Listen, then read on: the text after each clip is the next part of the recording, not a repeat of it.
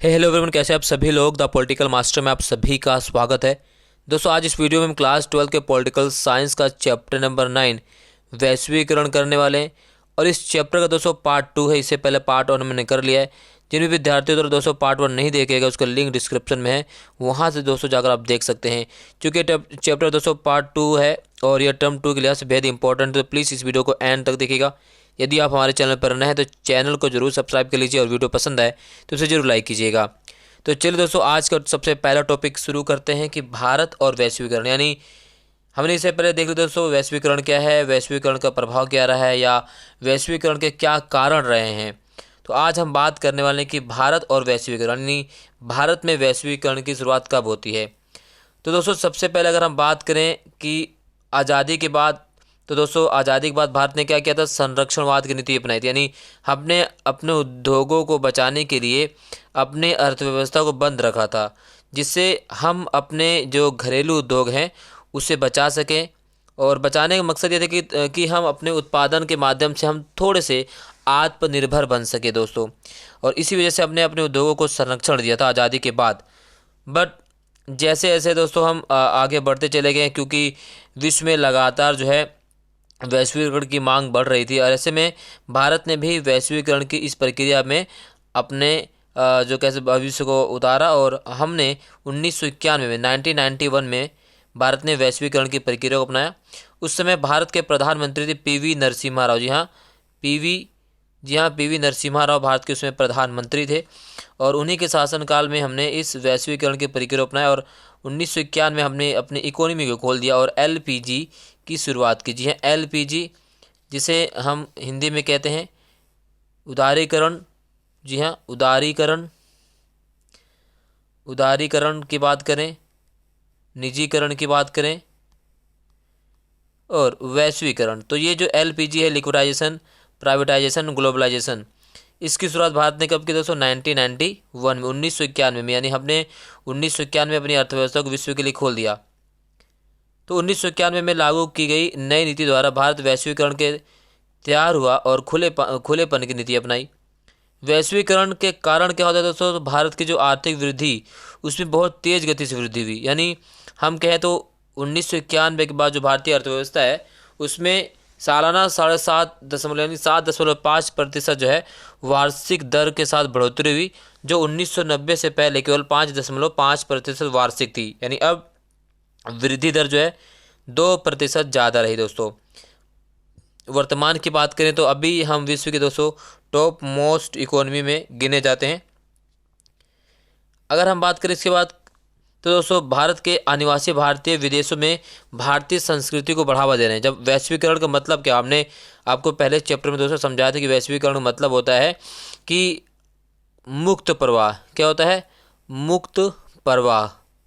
अब ये जो मुक्त प्रवाह क्या होता है, इसमें दोस्तों पूंजी का प्रवाह रहता है, श्रम का रहता है, और दोस्तों मानव का प्रवाह रहता है। तो इसके माध्यम से भारत ने प्रवासी भारतीयों के द्वारा न केवल अपनी संस्कृति का प्रचार और प्रसार किया, बल्कि हमारे पास दोस्तों विदेशी मुद्रा भंडार में बढ़ोतरी भी हुई। जो भारतीय बाहर काम करते हैं वैश्वीकरण के माध्यम से, क्योंकि ये वैश्वीकरण की प्रक्रिया ने ही दोस्तों भारत से बाहर काम करना सरल बनाया और संभव बनाया। और इसने क्या किया कि जो भारत से बाहर विदेशी काम करते हैं दोस्तों, वो हमें विदेशी मुद्रा के रूप में पैसे भेजते हैं, जिसके माध्यम से हमारे पास जो डॉलर की मात्रा है या फॉरेन जो इन्वेस्टमेंट है वो अब इतना ज़्यादा हो चुकी है कि हम आसानी से किसी दूसरी अर्थव्यवस्था को चुनौती दे सकते हैं। और ये संभव कैसे हो पाया दोस्तों, ये संभव हो पाया है वैश्वीकरण के माध्यम से। ठीक है, इसके साथ साथ भारत के लोग कंप्यूटर सॉफ्टवेयर में अपना वर्चस्व स्थापित करने में कामयाब रहे हैं। जी हाँ, आज देख सकते हैं दोस्तों अमेरिका का जो सिलिकॉन वैली है, ठीक उसी तरह की हमारे पास भी सिलिकॉन वैली, भारत की जो सिलिकॉन वैली है वो कहलाती है दोस्तों कौन, बेंगलुरु। यानी सॉफ्टवेयर के रूप में हमारे पास बहुत अच्छे अच्छे दोस्तों इंजीनियर हैं, और हम विश्व के अधिकांश सॉफ्टवेयर का उत्पादन करते हैं और बनाते हैं और बेचते हैं। और हमारे जो दोस्तों इंजीनियर है विश्व के तमाम देशों में कार्य करते हैं। अमेरिका में अधिकांश डॉक्टर, अधिकांश इंजीनियर जो है भारतीय मूल से ही हैं। और ये संभव कैसे पाया, वैश्वीकरण से संभव पाया है। आज भारत के लोग वैश्विक स्तर पर उच्च पदों पर आसीन होने में सफल हुए और ये सब हो पाया है जस्ट बिकॉज ऑफ वैश्वीकरण, ग्लोबलाइजेशन। क्योंकि इसने भारतीय लोगों को एक अपॉर्चुनिटी प्रदान की, सिर्फ भारतीय लोगों ने, विश्व के तमाम लोगों को। और जैसे अगर हम बात करें गूगल का जो सीईओ दोस्तों, ठीक है, इसके अलावा अगर हम बात करें माइक्रोसॉफ्ट के सीईओ, सभी जो है नाडेल और सुंदर पिचाई, ये सब क्या भारतीय हैं दोस्तों। यानी अधिकांश जो बड़ी बड़ी कंपनियां हैं दोस्तों, उसके सीईओ जो हैं वो भारतीय हैं, और ये हमारे लिए गर्व की बात है। और ये संभव हो पाया वैश्वीकरण की प्रक्रिया के माध्यम से दोस्तों। तो 1991 के बाद भारत में बहुत ज़्यादा परिवर्तन हुआ है, क्योंकि इससे पहले 1991 से पहले जो हमारी अर्थव्यवस्था थी वो एक बंद व्यवस्था थी। 1991 में हमने अपनी अर्थव्यवस्था को दोस्तों थोड़ा सा ऐसे खोल दिया। अब यानी खोले मतलब कि विश्व के तमाम जो देश यहाँ पर पूंजी लगा सकते थे, पैसे लगा सकते थे, अपनी कंपनियाँ खोल सकते थे, जिसका हमारे यहाँ फ़ायदा भी हुआ, कुछ नुकसान भी हुए। जी हाँ, नुकसान भी, वो भी हम बात करेंगे, क्या वैश्वीकरण से बात पर क्या नुकसान रहा, ये भी हम आगे चलकर बात करेंगे दोस्तों। तो वैश्वीकरण और भारत की बात को समझ चुके होंगे आप। चलिए, अब वैश्वीकरण का विरोध क्यों किया जाता है, ये नेक्स्ट टॉपिक है कि वैश्वीकरण का विरोध क्यों। जब वैश्वीकरण इतना अच्छा है जिससे जिससे हमें विकास में मदद मिलती है, नई तकनीकी को प्रयोग करने में मदद मिलती है, हमें हमारे पास जो है विकास में सहयोग करता है, तो इसका विरोध क्यों किया जाता है, तो वो भी देख लेते हैं इसका विरोधी पक्ष भी। क्योंकि हर चीज़ का दोस्तों दो पहलू होता है, अच्छा भी होता है और गलत भी होता है, ख़राब भी होता है और सही भी होता है। तो इसी का विरोध क्यों किया जाता है, तो सबसे पहले देखते हैं कि जो वामपंथी विचारधारा के लोग हैं उन्होंने दोस्तों जो है इसकी कई पक्षों में इसकी आलोचना की है, किसकी, वैश्वीकरण की। और सबसे पहले आलोचना उन्होंने राजनीतिक अर्थ में किया है। राजनीतिक अर्थ में आलोचना उन्होंने क्या किया है, उन्होंने कहा कि भाई वैश्वीकरण के आने से जो राज्य की जो स्थिति है वो कमज़ोर हो गई है। यानी अब राज्य जो है अपने नियमों जो जो खुद के नियम से संचालित होते थे राज्य, अब उनके नियमों पर विश्व के बड़े बड़े जो है राजनीतिक पार्टियों या विश्व के बड़े बड़े देशों का जो प्रभाव पड़ने लगा है वैश्वीकरण के कारण, ये उनकी ये आलोचना करते हैं। साथ ही उनका कहना है कि आर्थिक क्षेत्र में वे कम से कम कुछ क्षेत्रों में आर्थिक निर्भरता एवं संरक्षणवाद का दौर कायम करना चाहते हैं। जो आमपंथी विचारधारा के लोग हैं वो क्या कहते हैं भाई कि हमें क्या चाहिए कि कुछ क्षेत्रों में संरक्षण चाहिए, और जिससे हम जो हमारे छोटे मोटे कुटीर उद्योग हैं उन्हें हम बचा सकें। अब एग्ज़ाम्पल के लिए अगर हम मान लेते हैं भाई कि वैश्वीकरण के चलते अगर भारत में अमेरिकी कंपनी वॉलमार्ट आ जाए, तो अगर वॉलमार्ट हमारे यहाँ आ गई तो सभी छोटे मोटे विक्रेता हैं, फुटकर विक्रेता हैं, वो सब तबाह व बर्बाद हो जाएंगे। क्योंकि वॉलमार्ट दोस्तों में उसमें हर चीज़ मिलेगी, तो लोग सस्ती मिलेगी, और सुई से लेकर जहाज़ तक बेचने की क्षमता वॉलमार्ट की है। तो वहाँ पर क्या होगा कि हर लोग वहीं पहुँचेंगे खरीदारी करने के लिए, से जो छोटे मोटे कुटीर उद्योग हैं वो पूरी तरीके से समाप्त हो जाएंगे, और हो रहे हैं वैश्वीकरण के चलते में। हमारे जो हथकरघा उद्योग समाप्त हो गया है। जो अगर हम बात करें छोटे मोटे कुटीर उद्योग, जैसे अगर हम एग्जांपल लें दोस्तों, जैसे कि दिया सलाई बनाने के जो कारखाने होते थे, मिट्टी के जो बर्तन बनाने के कुम्हार का काम चल, वो सब धीरे धीरे लगातार बंद हो रहे हैं, और उसका स्थान चाइना के जो फैंसी बर्तन हैं, फैंसी मोमबत्तियाँ हैं, फैंसी लड़ियों ने ले ली है। तो ये वैश्वीकरण का प्रभाव है नकारात्मक, जो लगातार भारत पर या भारतीय बाज़ारों पर प्रभाव डाल रहा है दोस्तों। और इसीलिए जो जो आलोचक हैं वो कहते हैं कि भाई हमें कुछ क्षेत्रों में संरक्षण चाहिए जिससे हम अपने उद्योगों को बचा सकें। बिल्कुल सही है। इसके अलावा सांस्कृतिक रूप में क्यों विरोध क्यों किया जाता है, सांस्कृतिक संदर्भ में इनकी चिंता है कि परंपरागत जो संस्कृति को हानि होगी और लोग अपनी सदियों पुरानी जीवन मूल्य तथा तौर तरीकों से हाथ धो देंगे। आप देख सकते हैं कि किस तरह से जो है मैकडोनल्डीकरण किया जा रहा है संस्कृतियों का। यानी अब भारतीय सभ्यता की अगर हम बात करें तो हमारी सभ्यता प्राचीन सभ्यता, हालांकि इतनी सभ्यता इतनी आसानी से नहीं बदली जाती है, बट उस संस्कृतियों में बदलाव हो रहा है वैश्वीकरण के। और पहले आप देख सकते हैं शादी ब्याह में कितना समय लगता था, कई कई महीने से लोग तैयारी करते थे या उसके फंक्शन होते थे। आज 2-3 दिन में शादी ब्याह का जो प्रोग्राम समाप्त हो जाता है, क्योंकि लोगों के पास टाइम ही नहीं है। इसे संस्कृति का हम कह सकते गिरावट ही है, वैश्वीकरण का कारण एक रहा है। इसके अलावा वर्ल्ड सोशल फोरम में WSF एक संस्था है दोस्तों, वो भी इसका विरोध करती है। और ये वैश्वीकरण के विरोध करने की एक विश्वव्यापी मंच भी है। और इसके तहत मानवाधिकार कार्यकर्ता आते हैं, पर्यावरणवादी मजदूर और युवा महिला कार्यकर्ता आते हैं जो लगातार वैश्वीकरण का विरोध करते हैं। उनके अनुसार जो वैश्वीकरण चल रहा है ये विऔपनिवेशीकरण है। जी हाँ, इनका कहना है कि जो वैश्वीकरण अभी वर्तमान में चल रहा है ये क्या है, ये विऔपनिवेशीकरण है। यानी विऔपनिवेशीकरण का मतलब क्या होता है दोस्तों कि बड़े बड़े जो राष्ट्र हैं, बड़े बड़े देश है, वो अपनी कंपनियों के माध्यम से इन छोटे छोटे देशों पर कब्जा करते हैं और अपनी इन्हीं सहायता देने के माध्यम से वो अपनी नीतियों को लागू करते हैं और उसी के माध्यम से संचालन करते हैं। औपनिवेशीकरण की प्रक्रिया का जिसमें जो ताकतवर देश था वो कमज़ोर देशों पर प्रत्यक्ष रूप से राज करते थे, लेकिन औपनिवेशीकरण की प्रक्रिया विऔपनिवेशीकरण की प्रक्रिया के माध्यम से क्या हो रहा है कि जो शक्तिशाली ताकतवर देश हैं वो अप्रत्यक्ष रूप से कमज़ोर देशों पर सहायता देने के बदले उन पर कब्जा करने की कोशिश कर रहे हैं और अपने मन मुताबिक उन देशों में नीतियों का निर्माण कर रहे हैं। तो इसलिए भी इसका विरोध किया जा रहा है, ठीक है, वैश्वीकरण का ये लगातार हो रहा है दोस्तों। क्लियर। चलिए नेक्स्ट टॉपिक हमारा है वैश्वीकरण के लाभ। तो वैश्वीकरण के दोस्तों लाभ क्या क्या रहे हैं, हम लाभ की बात कर लेते हैं। सबसे पहले तो वैश्वीकरण के कारण जो है दोस्तों पूंजी की गतिशीलता बढ़ी। जी हाँ, जो हमारी पूंजी है उसकी गतिशीलता बढ़ी है और इसका संचालन अंतर्राष्ट्रीय स्तर पर हुआ है। इससे विकासशील देशों को अंतर्राष्ट्रीय मुद्रा कोष और विश्व बैंक जैसी संस्थाओं पर निर्भरता कम हुई है। पहले दोस्तों विश्व के जो विकासशील देश थे वो केवल और केवल वर्ल्ड बैंक, IMF या विश्व के उन बड़े संगठनों से इस सहायता प्राप्त कर सकते थे। इसके अलावा उनके पास सहायता प्राप्त करने कोई साधन नहीं था। बट वैश्वीकरण ने उन्हें और भी मौके दिए हैं चूज़ करने के।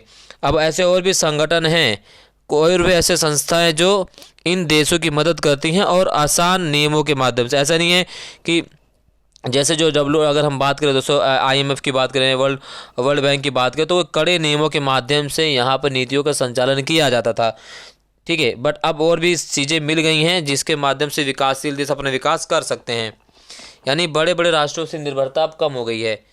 दूसरा लाभ क्या है दोस्तों, वैश्वीकरण के प्रक्रिया द्वारा लगातार स्थायी रूप से चलने वाले विकास प्राप्त किया जाए, यानी जिसे हम सस्टेनेबल डेवलपमेंट कहते हैं, जो टिकाऊ विकास की अगर हम बात करें, टिकाऊ विकास भी वैश्वीकरण की प्रक्रिया से प्राप्त किया जा सकता है।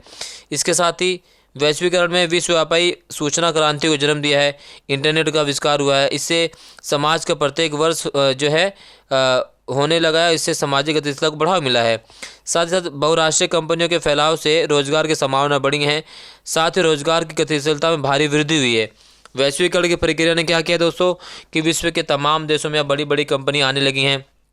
अब जब कंपनियां आती हैं दोस्तों, कंपनियां साथ में रोज़गार लाती हैं, इससे उस जो पिछड़ा देश होता है उसमें रोज़गार की वृद्धि होती है, नागरिकों के पास इनकम होती है, उनके पास खरीदने की क्षमता होती है, जिससे देश विकास कर जाता है।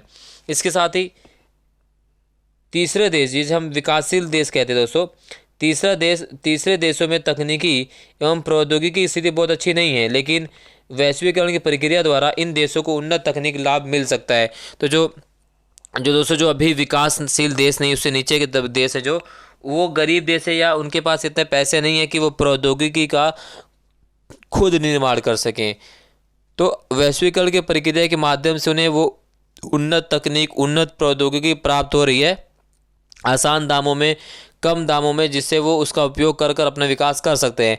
नहीं तो अगर उन्हें प्राप्त नहीं होती तो वो उनका विकास हो ही नहीं पाता, उच्च प्रौद्योगिकी उन्हें प्राप्त हो ही नहीं पाती, क्योंकि उनके पास इतनी क्षमता नहीं थी कि वो उच्च प्रौद्योगिकी प्राप्त कर सके।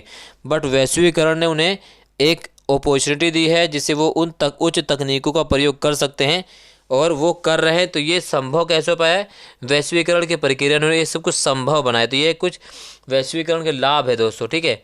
इसके अलावा हानियाँ क्या हम बात करें, वैश्वीकरण की क्या क्या हानियाँ रही हैं, हालांकि बहुत सारी हानि, बट फिर भी हम कुछ विशेष हानियों की बात करते हैं। तो वैश्वीकरण की प्रक्रिया के लाभ जो है अधिकांश जनता तक नहीं पहुंच पाया है। इससे आर्थिक असमानता को बढ़ावा मिला। जी हाँ, आर्थिक असमानता को बढ़ावा का मतलब ये है कि जो वैश्वीकरण की प्रक्रिया दोस्तों, ये इसका जो लाभ है ना वो अमीर लोगों द्वारा ही उठाया गया, यानी इस वैश्वीकरण की प्रक्रिया ने अमीर और गरीब के बीच जो खाई थी उस खाई को दोस्तों और गहरी कर दिया है, ठीक है। यानी अमीर और अमीर होता चला गया, गरीब और गरीब होता चला गया। अगर हम बात करें तो वर्तमान में कुल संसाधनों पर अधिकार की अगर हम बात करें दोस्तों, तो 90% संसाधन पर केवल 10% लोगों का अधिकार है। क्या? 10%। बाकी 90% लोगों का अधिकार जो है केवल 10% संसाधन पर है। तो ये जो है, ये भेदभाव की खाई वैश्वीकरण में और ज़्यादा गहरी हुई है दोस्तों। तो ये सबसे बड़ा हानि है वैश्वीकरण का, है ना। असमानता में बढ़ोतरी हुई है वैश्वीकरण से। सरकार द्वारा निरंतर सब्सिडी एवं अन्य सहायता राशि में कटौती की जा रही है। इसकी प्रत्यक्ष मार निर्धन वर्ग पर पड़ रही है। तो हमने कहा ना कि वैश्वीकरण के प्रभाव से सरकार जो है अब जन कल्याणकारी कार्यों को छोड़कर सिर्फ रक्षा संधि समझौते पर ही महत्व देती है। जैसे पहले सरकार लगातार सब्सिडी दिया करती है, अब सब्सिडी की सब जो है चीज़ें वो ख़त्म हो रही हैं। आम आदमी जो सुविधाएं पहले प्राप्त करते था वो सुविधा प्राप्त उसे नहीं हो पा रही है और ना ही उसे वो खरीद पाता है। तो आम आदमी की पहुंच से जो दोस्तों सुविधाएं वो समाप्त हो रही हैं और ये हुआ है वैश्वीकरण के कारण ही। अमीर आदमी के ऊपर कोई प्रभाव नहीं पड़ता। जैसे एग्जांपल अगर इंडिया की बात करें तो यहाँ पर गैस जो है 900 रुपये हो चुका है। तो गैस सिलेंडर रहने का ही क्या फ़ायदा जब गैस आदमी खरीदने में सक्षम न हो पाए, क्योंकि अब सरकारें जो है सब्सिडी को हटा दी गई हैं। तो यही सब हानियाँ हैं वैश्वीकरण की दोस्तों। इसके अलावा वैश्वीकरण ने बड़ी तेज़ी से उपभोक्तावाद को बढ़ावा दी। जी हाँ, वो उपभोक्ता की वाद की संस्कृति को वैश्वीकरण ने बहुत तेज़ी गति से बढ़ावा दिया है। इसके साथ ही और आलोचकों का कहना है कि दोस्तों वैश्वीकरण ने शिक्षा व्यवस्था पर भी बहुत ज़्यादा प्रभाव डाला है। अब क्योंकि जैसे हम भारत की बात करें तो यहाँ पर अंग्रेजी शिक्षा को ज़्यादा महत्व दिया जाता है और हिंदी शिक्षा को कम महत्व दिया जाता है। जो अंग्रेजी बोलता है उसे लोग पढ़े लिखा समझते हैं, जो हिंदी बोलते हैं उसे अनपढ़ समझते हैं।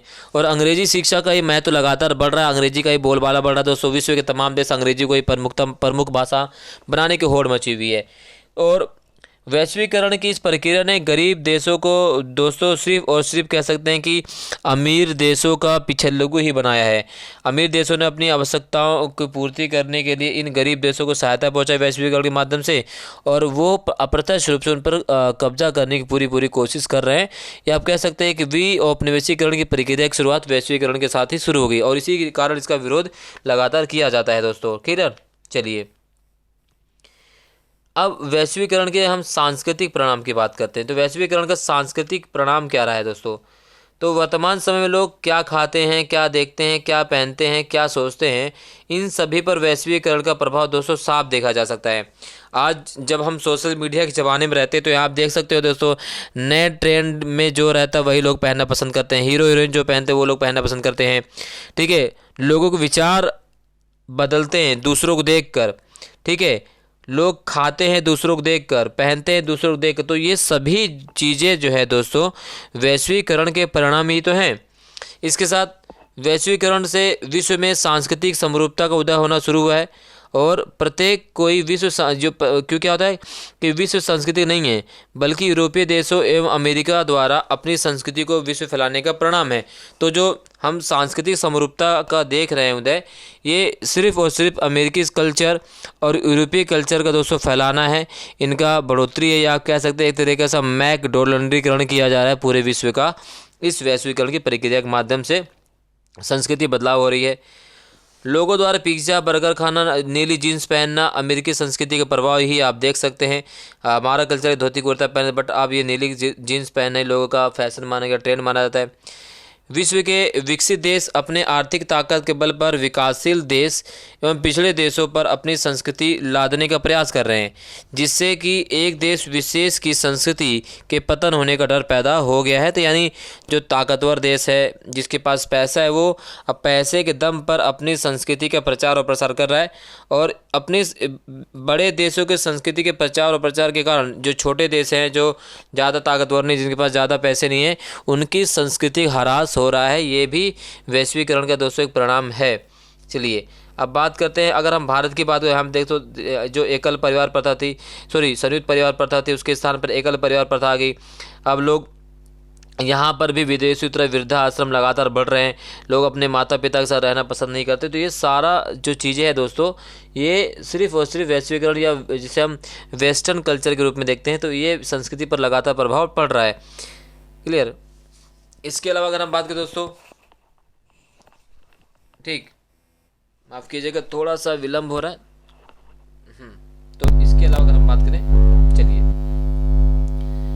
दोस्तों हाँ, वैश्विक हानियां, हाँ परिणाम की बात कर रहे थे वैश्विक, हाँ अब वैश्वीकरण के सांस्कृतिक परिणाम हो गए दोस्तों। अब हम बात करते हैं वैश्वीकरण के राजनीतिक परिणाम की।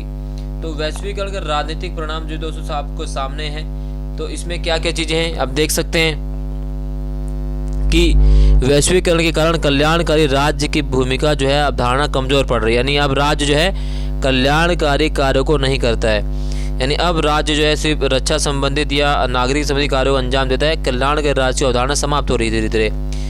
वैश्वीकरण के कारण प्रवासन की प्रक्रिया में तेजी, यानी प्रवासन की प्रक्रिया में लगातार बढ़ोतरी हुई। लोग गांवों से शहरी का जो प्रवासन लगातार हो रहा है, लोग शहर ग्राम से शहरों की तरफ प्रवेश कर रहे हैं, इससे शहर में जनसंख्या लगातार बढ़ रही है।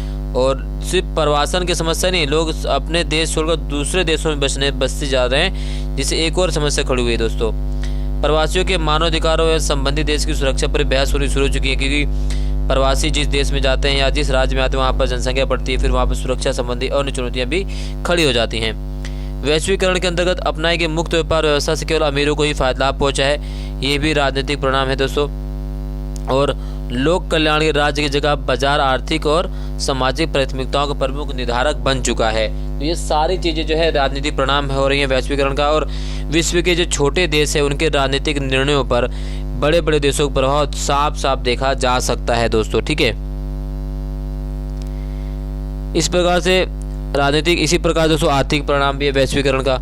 आर्थिक परिणाम की अगर हम बात करें तो दोस्तों राष्ट्रों का विकास तेज गति से हुआ है, और वैश्वीकरण की प्रक्रिया अपनाने के कारण विदेशी पूंजी निवेश में वृद्धि हुई है, और आयात पर प्रतिबंध कम हुआ है, और वैश्वीकरण कर इंटरनेट कंप्यूटर से संबंधित सेवाओं को बढ़ावा मिला है, ठीक है। ये तो एक प्रकार से आप कह सकते हैं कि सकारात्मक प्रभाव है, पर इसके इसी तरह दोस्तों कई नकारात्मक प्रभाव भी वैश्वीकरण के आर्थिक रूप से देखे जा सकते हैं दोस्तों, ठीक है।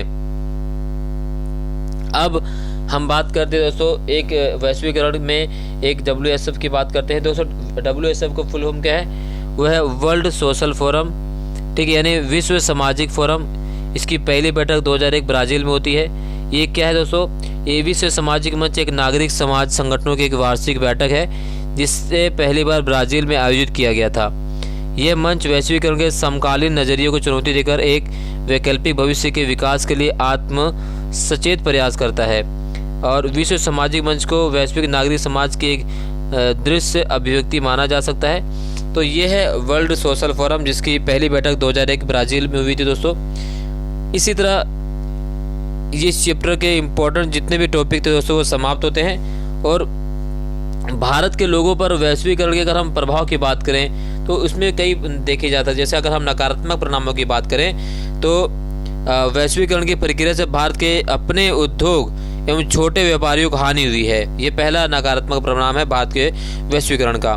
साथ ही साथ बात करें तो भारत में दोस्तों निर्धनता में लगातार बढ़ोतरी हुई है और सब्सिडी को समाप्त कर दिया गया है। अब वैश्वीकरण की प्रक्रिया ने सरकार के राजनीतिक एवं आर्थिक निर्णयों को भी प्रभावित किया है दोस्तों, ठीक है। हालांकि वैश्वीकरण के कई लाभ भी गिनाए जाते हैं, बट इसके हानिकारक प्रभाव भी बहुत ही ज़्यादा हैं वैश्वीकरण के दोस्तों, ठीक है। तो ये इस टॉपिक को दोस्तों, यानी ये जो हमारे चैप्टर वैश्वीकरण का, इसमें एक और टॉपिक है वो है आतंकवाद। तो उसको दोस्तों हम अलग से करेंगे। इस चैप्टर को आज यहीं पर तो इस पार्ट को समाप्त करते हैं। वीडियो अगर अच्छी लगी तो इसे लाइक कीजिए, शेयर कीजिए। अगर आप हमारे चैनल पर नए हैं तो चैनल को जरूर सब्सक्राइब कर दीजिएगा। बहुत बहुत धन्यवाद दोस्तों वीडियो देखने के लिए। मिलते हैं नेक्स्ट वीडियो में। जय हिंद।